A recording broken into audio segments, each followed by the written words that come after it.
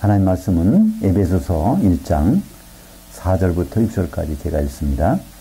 곧 창세전에 그리스도 안에서 우리를 택하사 우리로 사랑 안에서 그 앞에 거룩하고 흠이 없게 하시려고 자기 뜻의 선의대로 우리를 예정하사 예수 그리스도로 말미암아 자기의 아들들이 되게 하셨으니 이는 그가 사랑하신 자 안에서 우리에게 거저 주신 바 그의 은혜의 영광을 찬송하게 하려는 것이라. 이 말씀을 가지고 오역과 오해에 묻힌 은혜의 영광 찬송 할렐루야라는 제목으로 말씀을 나누겠습니다. 우리는 하나님께 예배하고 하나님 섬기면서 가끔 생각하는 것이 하나님 뜻이 무엇일까 이런 생각을 해봅니다. 예상외로요, 하나님의 뜻은 간단하고 쉽습니다. 왜 그럴까요? 그분은 뜻이 변하지 않기 때문에 그렇습니다. 그러니까 창세전에 그분이 무슨 뜻을 세우셨는지를 알면 지금도 하나님 뜻은 불변이 그 뜻이 그대로 있단 말이죠. 성경에서 창세전의 뜻을 소개하는 것이 바로 오늘 우리가 읽은 에베소서 1장입니다. 1장 특별히 5절에 보면 자기 뜻의 선의대로 그 기쁜 뜻이 있는데 그것이 바로 아들들을 삼으시는 거라는 거죠. 근데 그 뒤에 보면 그 이유가 나옵니다. 목적이 나옵니다. 왜 우리를 아들 삼으시는지. 그래서 하나님의 뜻을 묻는 오늘 본문을 통해서 아주 명확히 알 수 있는데요. 사실 하나님은 그분의 뜻을 성경 전체로 표현하고 있습니다. 구약은 히브리어로 되어 있고요. 신약은 헬라어로 되어 있는데 다행히도 이 두 언어가 성경이 기록된 순간부터 그 다음부터는 사화가 되어버렸어요. 이스라엘 백성들은 이제 포로로 끌려가서 히브리 말을 잊어버렸고 신약 성경에 되는 헬라 말은 각 나라가 자기 말을 쓰다 보니까 그래서 헬라어가 이제 없어져 버렸습니다. 물론 지금 그리스에서 사용하는 헬라어는 있지만 그거는 의미가 많이 다른 것이죠. 그래서 성경이 기록된 언어 히브리어와 헬라어는 완전히 사화가 되어버려서 블랙박스처럼 그 내용이 그대로 보관이 되고 있죠. 그래서 성경의 원전을 읽어보면 하나의 뜻을 쉽게 알 수 있습니다. 그리고 그 성경 원전은요, 수준이 굉장히 낮게 쓰여졌습니다. 왜냐하면 성경을 받아들이는 사람들이 수준이 낮았거든요. 구약 성경은 400년 동안 이스라엘에서 종살이하던 노예들을 상대로 주신 말씀이니까 어려운 말로 주시지 않았단 말이죠. 신약 성경도 마찬가지입니다. 시장에서 장사하는 사람들의 그 사람들이 알아듣는 언어로 기록됐기 때문에 그래서 성경을 원전으로 볼 수 있다면 자기 말로 볼 수 있다면 너무나 쉬운 거예요. 근데 왜 이렇게 어렵게 됐을까요? 그것이 참 여러 언어로 바뀌고 번역되다 보니까 번역되는 과정에서 의미가 제대로 전달이 안 되는 것들이 너무나 많아서 우리가 가지고 있는 성경도 그렇지 않습니까? 오래전에 선배들이 중국에 가서 한문으로 된 성경을 번역해가지고 우리말로 옮겨놓은 거. 근데 중국의 그 성경은 영어 성경 가지고 옮긴 것이고, 영어 성경은 라틴어라든지 독일어 그런 걸 보고서 옮긴 거고, 또 그것은 다시 또 헬라어를 가지고 옮긴 거고. 그러니까 계속 여러 언어로 바뀌다 보니까 그 하나님의 뜻이 이건지 저건지 알지 못할 정도로 그렇게 바뀌어버렸습니다. 첫 성경이 책이 창세기잖아요. 창세기 1장 1절부터도 원래 의미가 사라져버렸어요. 참 심각하지 않습니까? 우리는 태초에 하나님이 천지를 창조하시니라 이렇게 알고 있습니다. 근데 그 내용이 하나님 뜻이 깊이 들어가 있는데 그런 내용이 다 빠져버린 것입니다. 그 중에서도 가장 심각한 것은요, 하나님이 창조하신 것은요, 하늘 아닙니다. 하늘 땅이 아니라 거기서는 하늘들과 땅을 창조하셨다고 말씀하고 있습니다. 그렇다면 하늘과 하늘들은 어떤 차이가 있을까요? 분명히 차이가 있습니다. 그러니까 그 분명한 차이가 있는 것을 우리는 차이가 없다고 받아들이니까 이게 도대체 예수님이 하늘 보좌에 계시다고 그러는데 또 여기도 계신 것 같고 하나님 아버지가 여기도 계신 것 같고 다른 데 있는 것 같고 이게 종잡을 수가 없게 돼 있습니다. 한마디로 이 하늘들은 하나님이 창조하신 것이고 여기에 있는 이것이 하늘들입니다. 왜 하늘들이라고 했을까요? 보이는 하늘만 이게 다 있는 것이 아니고 안 보이는 하늘도 있잖아요. 그죠? 천사도 활동할 수 있는 하늘이 있어야 되고요. 영적인 존재도 활동하는 그 공간도 있어야 되니까 하나님은 처음부터 이 두 개의 하늘을 따로따로 첫 1층, 2층 뭐 이렇게 계단식으로 창조한 것이 아니라 바로 여기에 한꺼번에 창조하셨습니다. 근데 이런 내용을 우리는 그냥 번역을 할 때 빠뜨려가지고 그냥 이제 하늘이라고 그러니까 예수님이 하늘에 가셨는데 여기도 하늘인가? 혼돈을 하게 됩니다. 오죽하면 예수님 그걸 구분해서 기도를 가르쳐 주셨을까요? 예수님이 가르쳐 주신 기도. 마태복음 6장 9절부터 13절까지 시작할 때 이렇게 하잖아요. 하늘들에 계신 우리 아버지요 하면서 아버지가 어디 계시다는 걸 알고 기도하라고 합니다. 근데 우리말 번역은요, 하늘에 계신 아버지요. 그래서 이게 도대체 어디 계신 건지 모른단 말입니다. 그죠? 그러니까 여기서 예수님은 하늘들에 와 계신 아버지. 그러니까 천지를 창조하셔 놓고 여기에 와 계신. 우리는 그분을 볼 수는 없지만 볼 수 없다고 해서 안 계신 것이 아니잖아요. 그죠? 우리는 맛을 보는데, 그죠? 뭐 눈으로 보이는 것도 있지만 맛 보는 거는 혀로 입술로 보잖아요. 그건 마찬가지로 하나님 아버지께서는 여기 와 계시기 때문에 우리는 그냥 고래고래 소리 안 질러도 그분 다 들으신단 말이에요. 그죠? 심지어는 말을 안 해도 그분은 묵상하는 것까지 다 알고 계시잖아요. 그런 분에게 우리는 기도하라고 그랬는데 거기 또 그 기도 중에 예수님 가르쳐 주실 때 그랬잖아요. 그분의 뜻이 하늘에서 이루어진 것 같이 하늘에서 결정된 그건 하늘들이 아니잖아요. 천지 창조하기 전에 그분의 결정된 뜻이 이제는 땅에서 이루어지게 기도하려는 것이 아닙니까? 그 땅은 어디 있죠? 하늘들 가운데 있는 땅. 그 땅은요, 우리가 밟고 다니는 땅이 아닙니다. 예수님이 땅에서 이루어지길 기도하라고 할 때는 바로 이 산상수훈내에서 나오잖아요. 마태복음 5장에 보면 5장 5절에 온유한 자는 복이 있나니 그들이 땅을 기업으로 받을 것이며, 그러니까 하나님께 주님께 기업으로 받을 땅이라는 건 교회거든요. 그죠? 이것이 다 없어져도 끝까지 남는 하나님 상속물이 교회 아닙니까? 그래서 바로 이 교회 가운데서 창세전에 계획했던 하늘에서 결정된 것이 바로 하늘들 안에 있는, 하늘들이라는 것은 천국이잖아요. 그죠? 천국 생활을 하면서 그 교회 가운데서 이루어지는 것, 그거 기도하라고 그랬는데 우리는 전혀 도대체 뭐를 기도하는지 알 수 없게 되어버렸습니다. 근데 이 번역을 이제 이렇게 실수하고 잘못 번역하는 것 중에 가장 핵심적인 것이 예수 믿으라는 거의 번역입니다. 예수 믿으라. 그러니까 우리가 예수 믿으면 구원받는다고 그러잖아요. 근데 그 번역이 얼마나 엉망으로 됐는지요. 그래서 우리는 예수를 믿으라 그러면요, 그 예수님이 목적어가 되는 거예요. 직접 목적어가. 그러니까 예수님이 2000년 전에 이런 분이셔. 그거 믿으면 구원받는다는 거예요. 근데 성경 원전에는요, 그렇지 않습니다. 예수님이 직접 목적어인 적이 없어요. 성경 원전에는 다 간접 목적어입니다. 그러니까 한마디로 그 아래 영어 성경만 해도 다르잖아요. Believe Jesus란 말은 성경책에 없습니다. 영어 성경책에. 근데 그걸 갖다가 번역한 것이 예수를 믿으라. 아니요. Believe in Jesus입니다. 영어 성경만 해도. 그러니까 예수 안에 들어와서 믿으라는 거예요. 그죠? 예수님과 운명을 같이 하기로 작정하고 믿으라는 거예요. 또 Believe on Jesus. 그분에 붙어갖고 믿으라는 것입니다. 그분에 의존해서. 거기에 짤딱 붙어 있으면요, 끝까지 따라가잖아요. 그죠? 달리는 기차에다가 올라타면요, 같이 가는 거예요. 그래서 영어로 표현하면 believe in Jesus, believe on Jesus고요. 헬라어 원전에 보면, 거기에 에이스라는 전치사, 그 속에 들어가서, 또는 에피, 거기 딸라 붙어서, 이렇게 표현되어 있는데, 우리는 그것이 번역 과정에서 다 빠져버렸습니다. 한마디로 예수를 믿으라는 성경 원래의 뜻은요, 그분의 운명에 들어가서 그분과 운명을 같이 하라는 뜻이에요. 그것이 예수를 믿는 거고, 그런 사람에게 영생이 있다는 것입니다. 그럼 그분의 운명을 알아야 될 거잖아요. 바로 그분의 운명이 오늘도 나옵니다. 그죠? 바로 그리스도 안에서 그리스도로 말미암아 우리를 하나님 아들로 택하신다는 것입니다. 그리스도라는 뜻은요, 물론 왕이나 선지자나 제사장을 기름 부는다는 뜻이지만, 이 성경에서 특별히 우리에게 말씀하신 그리스도는 제물 되실 그리스도를 얘기합니다. 피 흘리실 분이라는 거예요. 창세전에 그리스도 안에서라는 건 계획이 있다는 거예요. 그리스도로 말미암아라는 것은요, 그분의 행실로 옮겼다는 것입니다. 그분의 계획이 사람이 돼서 피를 흘리고, 그분의 실행이 실제적으로 십자가에 피를 흘리고 말미암아, 이렇게 해서 우리를 아들들을 삼으시다는 그 뜻이 바로 그 운명이고요. 왜 그분이 피를 흘렸을까요? 우리는 우리 죄인들을 구원하시고 피 흘렸다고 그러는데, 그것도 일부는 맞지만요, 정답은 아닙니다. 사도행전 20장 28절에 보면요, 하나님이 피로 교회를 사셨다는 거예요. 그죠?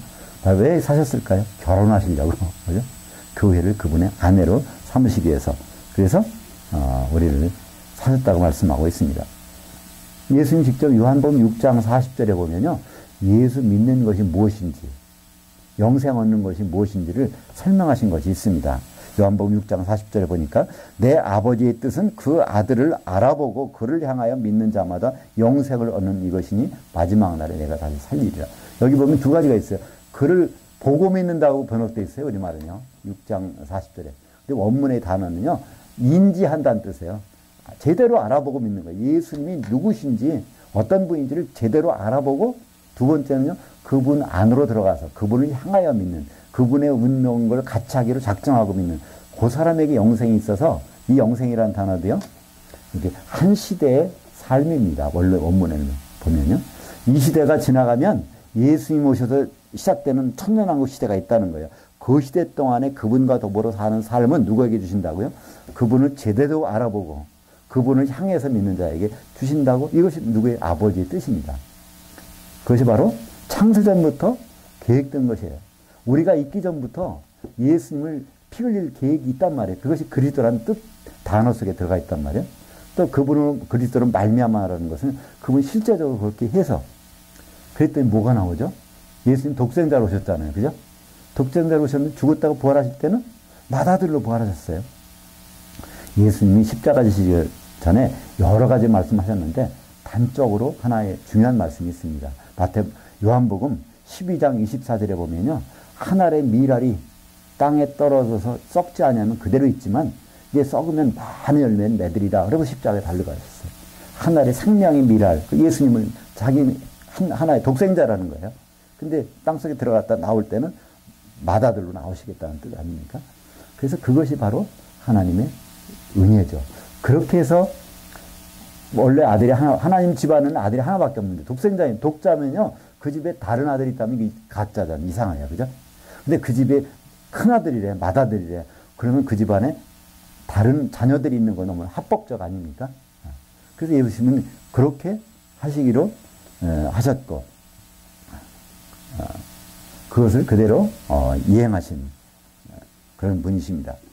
근데 우리가 이런 부분들이, 그러니까 예수님을 향하여 믿는 것, 그분과 운명을 같이 해서 믿는 것, 이런 것을 염두에 두지 않기 때문에 보통 우리가 오늘 읽은 에베소서 1장 4절과 5절은 어떻게 사용되죠?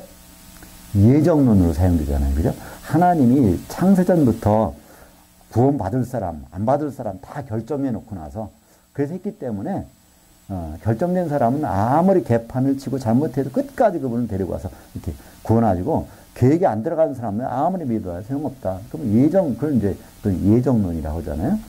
장로교는 보통 그 예정론을 받아들이고 있지만 그거는 잘못된 생각입니다. 하나님은 창세전에 우리를 각자 개인을 택한 것이 아니라 구원의 방법을 제시하신 것입니다. 그리스도 안에 들어오는 사람은 그렇게 하겠다는 거예요. 그죠? 그리스도 안에서만 그런 일이 벌어지겠다는 구원의 방법을 얘기하는 거지 객체 한 사람 한 사람들을 결정했다는 뜻이 아닙니다. 그렇다면 모두를 심판하십니까? 그죠? 반드시 심판. 한번 죽는 것은 사람에게 당연한 것이고 그들에는 심판이 있으리니 히브리서 9장 27절에 보면 왜 심판하시겠어요? 그것은 예정이 다 돼 있다면 예정이 된 것은 아닙니다. 예정된 것은 하나님이 우리를 아들 삼으시는 방법을 결정해 놓으셨다는 거예요. 다른 길이 없다는 겁니다. 바로 그리스도 안에서만 아들 되는 길을 만들어 놓으시고 그렇게 아들들 삼으셨다는 것입니다. 근데 그래서 거기서 끝나는 거예요. 근데 이제 다른 데서는 또 어떤 말이 있죠? 예정이라는 말이 있어요. 그건 예정된 게 아니라 바로 예정에 따르면 우리가 거기까지 노력해서 끝까지 가야 그래야 구원이 있다. 그걸 다른 말로 예정이라고 합니다. 그런데 로마서 8장 29절에 보면 그 말씀이 나오잖아요. 그죠? 하나님이 미리 아신 자들로, 그러니까 미리 알았다는 건 예지 아닙니까? 그분의 형상을 본받게 하기 위해서 그들을 맏아들이 되게 하셨느니라. 이런 말로 해놨어요. 그죠? 그분의 미리 아신 자들로 그분의 형상을 본받기 위해서 미리 정하셨다. 그러니까 우리는 그분의 형상을 따라가야 된다. 예수님 형상을 다 내가 맺어야 된다. 각자 예수님처럼 돼야 된다는 거예요. 그 끝까지 노력해야 그래야 된다는 겁니다. 이것이 바로 예지 예정론이죠. 그때 예지라는 건 하나님이 그렇게 미리 알고 계셨다는 거예요. 우리 이 모든 일이 될 것을. 그것도 사실은 전혀 다르게 번역된 것입니다. 로마서 8장 29절은요. 로마서의 핵심적인 진리예요. 거기 맏아들이라는 단어가 처음 등장합니다. 예수님 맏아들이라는 단어가 등장하는데 거기 결론이 뭐라고 나옵니까? 예수님 좀 맏아들 되게 해보자는 거예요. 누가? 우리가. 성도들이 그래야 된다는 거예요. 함께. 무슨 뜻이죠? 예수님이 죽었다가 부활하신 순간에 맏아들이 됐어요. 근데 그 집안에 하나님 아들들이 하나도 안 생기면요. 이분이 맏아들, 말만 맏아들이지 이거 안 되잖아요. 그러면 제대로 된 아들들이 있어야 이분이 맏아들이 되잖아요. 그래서 그분의 형상으로 예수 그리스도의 몸을 이루는 우리들이 돼야 그분이 진짜 맏아들 된다는 그런 내용인데 그것도 번역은 정말 이상하게 각자 개인이 예수님처럼 살아야 된다. 예수님 형상을 본받아야 된다. 이렇게 번역이 사용돼서 사용하고 있습니다. 결론적으로 신학은 어떻게 정의하냐면요. 우리가 어떻게 구원받았느냐. 하나님이 예정하셨느냐. 하나님의 예지대로 우리가 따라가야 되느냐. 요 구원에 가지고 이 성경 전체를 그냥 끝내버립니다. 근데 오늘 문장을 보실까요?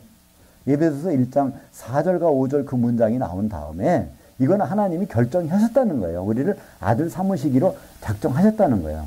중요한 것은 6절에 있습니다. 6절에 보니까 이는 하나님이 왜 우리 같은 사람을 아들들로 삼으셨느냐 이거 뜻입니다. 그 방법이 예정이건 예정 관계없이 중요한 것은 왜 우리를 구원하셨느냐 이 목적이 있다는 것입니다. 그 목적이 바로 그가 사랑하신 자 안에서 예수님이죠. 예수님 안에서 우리에게 거저 주신 바 그의 은혜의 영광을 찬송하게 하려는 것이다.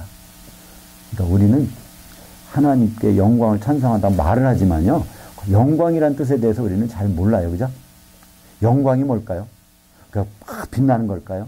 그냥 영광 많이 들어봤지만 하나님께 영광을 드린다 뭐 이렇게 많이 하지만 영광이 뭔지에 대해서는 별 생각을 안 하잖아요. 그 영광이라는 건 헬라어는요.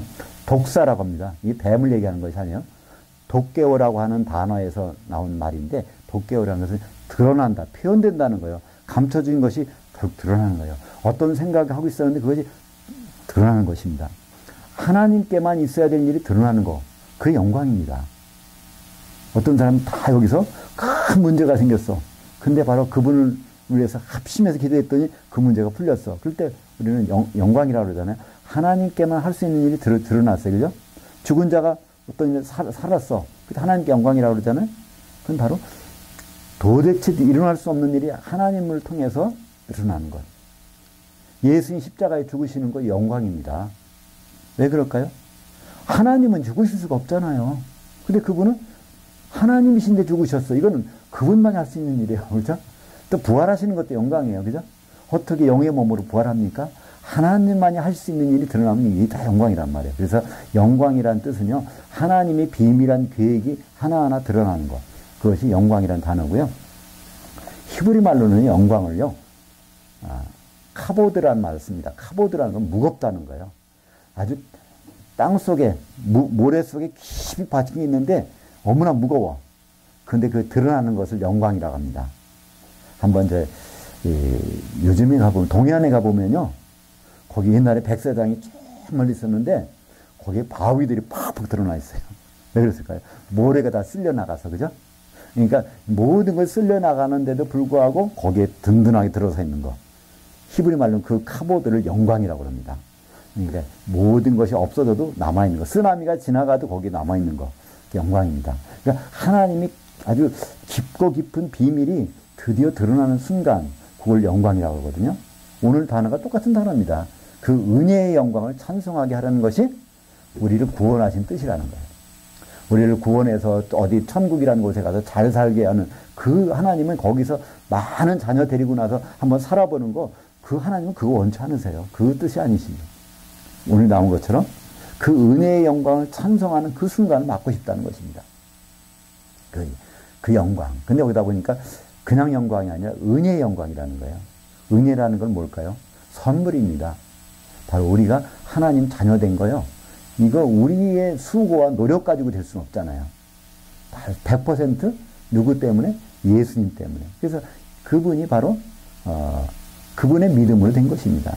우리는 믿음하면요 굉장히 어렵게 생각하는데요. 믿음이란 단어, 피스티스라는 헬라어는요, 설득당했다는 뜻입니다. 설득을 가장 잘 당하는 거, 그거 믿음이 가장 좋은 거예요. 어떤 분이 믿음이 좋다 그러면요, 봉사 많이 하고, 기도 많이 하고, 물론 그것도 척도 될 수 있지만, 저분이 믿음이 참 좋아. 그럼 하나님께 설득을 잘 당해. 그럼 믿음이 좋은 거예요. 가장 믿음이 좋은 분이 누굴까요? 바로 예수님이세요. 창세기 3장 22절에 보면 선악과 사건 이후에 우리 중 하나는 선악을 알아야 된다는 말이 나와요. 성부, 성자, 성령 중에서 선악을 안다는 건 죽음과 부활을 경험해야 된다는 거예요. 몸소. 그러니까 하나님으로서 있으면 그 죽음과 부활을 경험할 수 없으니까 인간의 몸으로, 사람의 몸으로 오시잖아요. 빌립보서 2장 6절에 보면 그는 근본 하나님이시지만 하나님과 동등됨을 취할 거로 여기지 아니하시고 바로 사람의 몸으로 종의 형체를 가져서 나타나서 십자가에 죽으심이라. 그죠? 그 왜? 설득당했단 말이에요. 창세기 3장 22절에 우리 중 하나가 선악을 알아야 된다. 바로 그런 일이 예수님이 설득당해서 하나님 자리에 딱 내려놓고 100% 인간으로 오셨어요. 30세까지는요, 100% 인간으로 살으셨어요. 근데 30세가 되니까 무슨 일이 벌어집니까? 성령이 그 위에 임하셔서 그때부터는 하나님처럼 활동하세요. 100% 인간이신데 그 능력은 다 성령의 능력으로 하신 것입니다. 지금은 예수님이 하나님을 복귀하셨어요. 그러나 하나님의 공생에는요, 100% 인간으로 하셨는데, 근데 그것이 성령의 능력으로 하셨다는 겁니다. 그걸 누가 증언하죠? 가장 옆에서 잘 따라다니는 베드로가 얘기합니다. 사도행전 10장 38절에 보면 베드로가 고넬료의 집에 가서, 이방인 집에 가서 설교하잖아요. 그래서 설교네요, 그겁니다. 하나님이 나사렛 예수에게 성령과 능력을 기름 붓듯 하셨음에 그가 두루다니시며 착한 일 행하시고 마귀에게 눌린 모든 자를 고치셨으니 하나님이 함께 하셨으며 뭐로? 성령으로. 나사렛 예수 그는 인간인데 성령이 임하셔서 모든 일을 하셨다는 걸 증언하는 것입니다. 그죠? 그러니까 그 말은 왜 했을까요? 예수님이 순수한 사람으로 오셨다. 그래서 피를 흘리셨다. 사람이기 때문에 우리 죄를 짊어지고 십자가에 피를 흘리셨다는 것을 증언하고 있는 것이잖아요. 그래서 그건 전부가 뭡니까? 예수님의 믿음이고요. 예수님을 통한 은혜입니다. 그래서 그분 죽으셨고 살아나셨을 때 맏아들이니까 이제는 합법적으로 하나님의 자녀가 될 수 있잖아요. 그래서 그 은혜의 영광을 찬송하라는 거잖아요. 어떤 영광? 하나님만이 하실 수 있는 것인데 그것이 바로 우리 영광이 아니라 은혜의 영광이에요. 우리가 선물 받은 거를 그걸 바로 그 영광을 그 다음에 찬송하라는 것입니다. 근데 이 찬송이란 뜻도요. 원래 찬송하면 여러 단어가 있지만 가장 대표적인 단어는요. 할랄이라는 단어입니다. 히브리 말로 할랄은요. 자랑하고 뽐내고 막 그러는 거예요. 우리 이제 그 전에 애들을 키우실 때 보면 그렇잖아요. 어떤 저 아버지는 별것도 아닌 것 같아. 저 엄마도 그런 근데 자기 아버지 자랑하는 거 보면 대단하잖아요. 우리 아버지는 뭐 힘도 세고 우리 아버지는 뭐도 할 수 있고 막 자랑하잖아요. 막 뽐낸단 말이에요. 그 뽐낸다는 단어가 바로 할랄이고요. 그 뽐내라는 명령이 할렐입니다. 그러니까 할렐이라는 건 자랑하고 뽐내라는 거예요. 누가? 바로 너희들은 그분의 이 일을 목격한 사람들은 바로 너희들은 성도들이죠. 누구를? 여호와. 너희들은 여호와를 자랑하고 뽐내라는 거예요. 그러면 그 일이 완성되었을 때 그게 나오잖아요. 그래서 할렐루야라는 것은요. 신약성경에 찾아보세요. 예수님 오셔서 한 번도 할렐루야가 없어요. 마태복음, 마가복음, 누가복음, 요한복음, 사도행전 쭉 가도 할렐루야가 없어요. 요한계시록도 할렐루야가 없어요. 요한계시 19장에 가면 거기 할렐루야가 나와요. 왜 그럴까요? 요한계시 19장은 어린 양의 혼인날이 이르렀고 그 아내가 준비돼서 그때 할렐루야 하는 거예요. 야훼 여호와 하나님을 이때 자랑하지 않고 언제 자랑하냐는 거예요. 그분의 큰 비밀이 드디어 드러났다는 겁니다. 그 큰 비밀이 에베소서 어디 나오죠? 5장 31절과 32절에 나옵니다. 그 남자가 부모를 떠나 그 아내와 합해서 한 몸을 이룰지니라. 이것이 어디 나오는 거예요? 창세기 2장 24절에. 그러니까 창세기 2장 24절이 뭔지를 아무도 몰랐는데 사도 요한을 통해서 알려주신 거예요. 남자가 부모를 떠나서 하늘에서 떠나오신다는 거예요.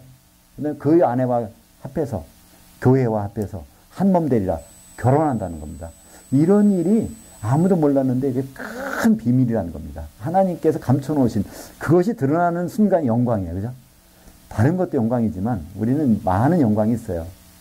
그러나 세상 일이 잘 돼도 하나님께 영광 돌립니다. 그러잖아요. 많은 탤런트들이나 어떤 운동선수들이 잘 믿는 분들이 바로 가서 소감 얘기하라면 먼저 하나님께 영광을 돌립니다. 이것도 영광은 맞긴 맞아요. 하나님 통해서 이런 일이 벌어졌으니까.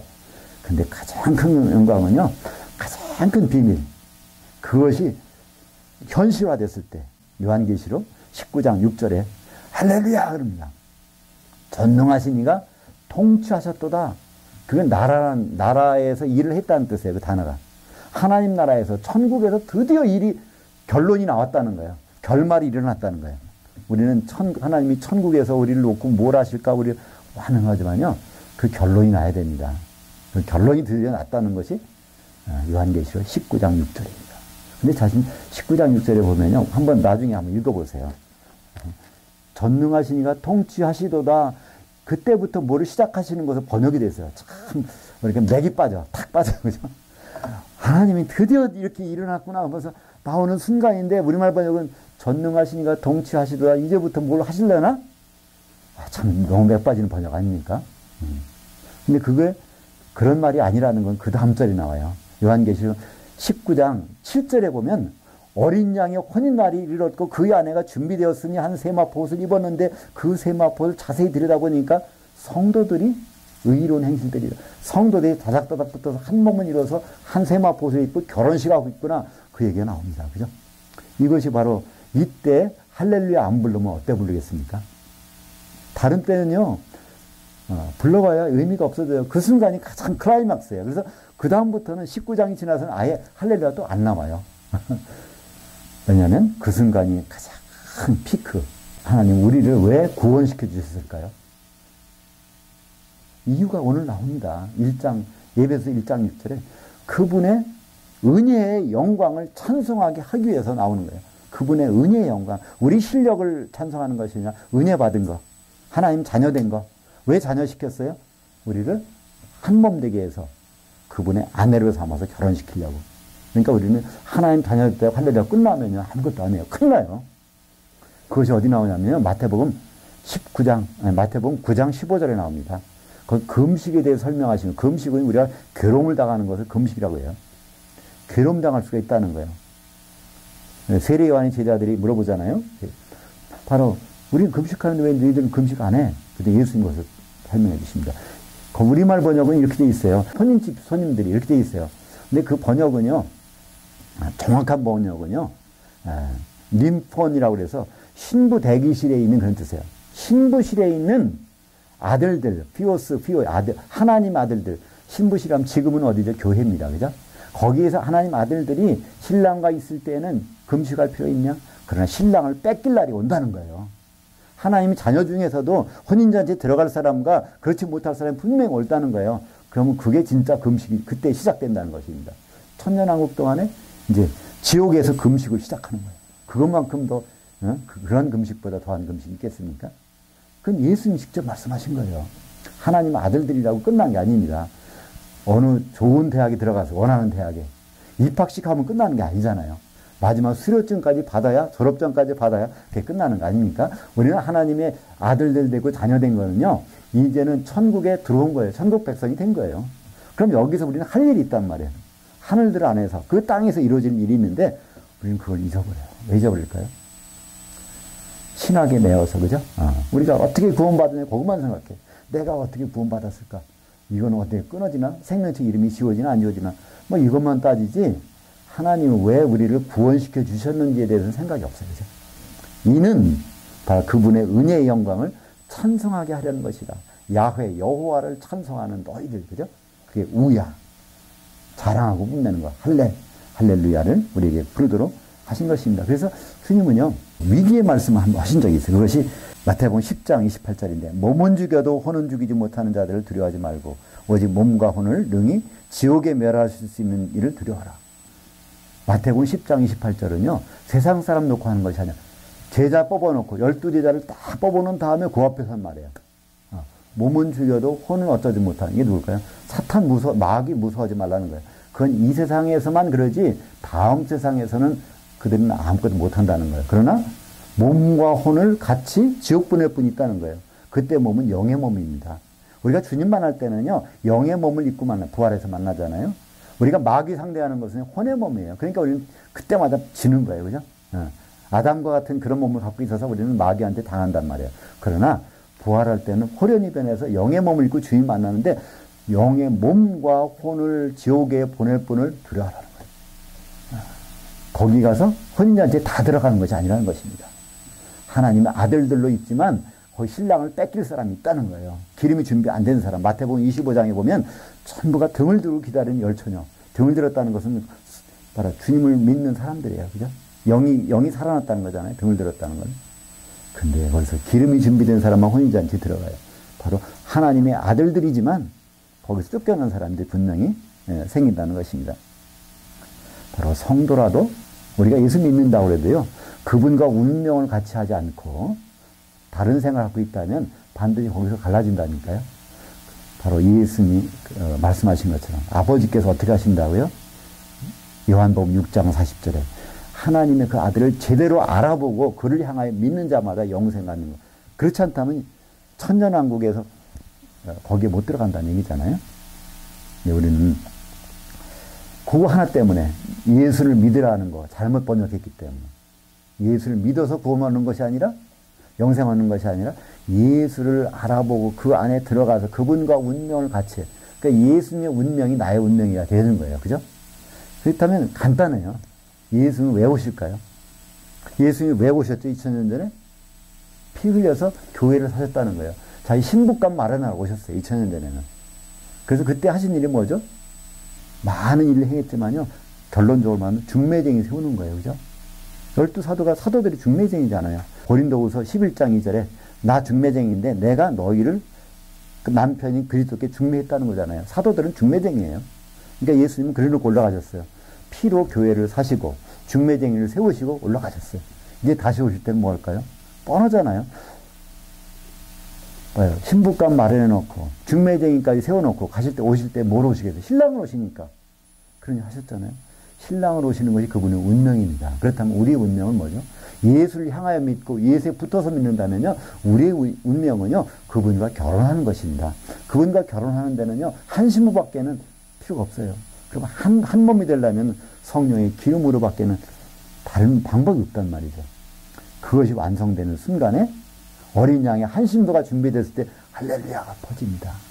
그때 우리는 마음껏 여호와 하나님을 자랑하고 뽐내는 거잖아요.